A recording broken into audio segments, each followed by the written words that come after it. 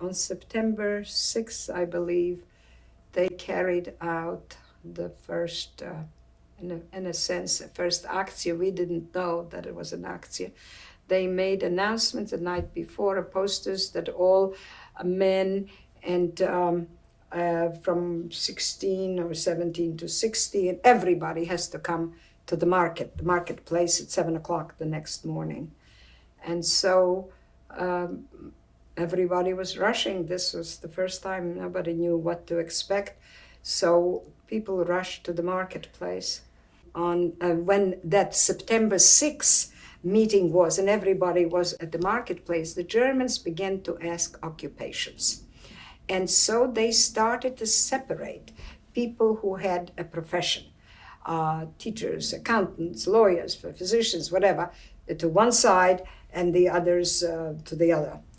And when they came to this friend of mine, the architecture student, and asked him what his profession was, and he said carpenter. And so he was taken to the other side, was the workers.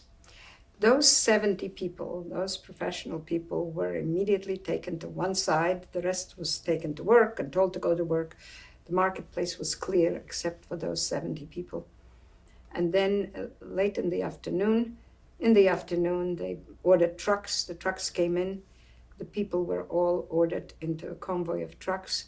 There were 70, but they ran on the way yet. They grabbed the rabbi of town, Rav Hillel Sperber. They took 71 people. After hours, they came back and they said that these people were going to a labor camp somewhere, perhaps in the Reich, but they weren't very clear about it. And they said, well, if anybody wants to get news of them and so on, they better bring some tea or coffee or some sugar or soap, or perhaps even gold. And people started, they also mentioned some numbers, so people started collecting. Young girls were collecting some tea, some coffee, some things to bring to the Judenrat, subsequently to give to the Germans. By the way, by that time, they already established a Judenrat. But when they took those 70 people, 2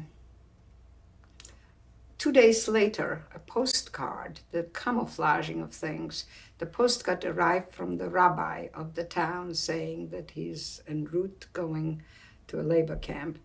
And then about a month later, there was another postcard from, I don't remember who it was, but somebody from those people that things are fine just to send packages. But after that, rumors started to circulate because there came another postcard which was completely smudged and you couldn't see anything. And by that time, people were wiser already and they realized it was a sham. After the war, a peasant who knew and saw it came, never told all that time never came to tell what he saw. In the woods of the village of Lubyanki, they all dug their own graves and they knelt and they shot them and they covered this fresh grave. Subsequently, a peasant saved a bloody handkerchief. And that's all that remains from that murder and the pogrom. That was the first pogrom, the first akcja. That was in September 6, 1941.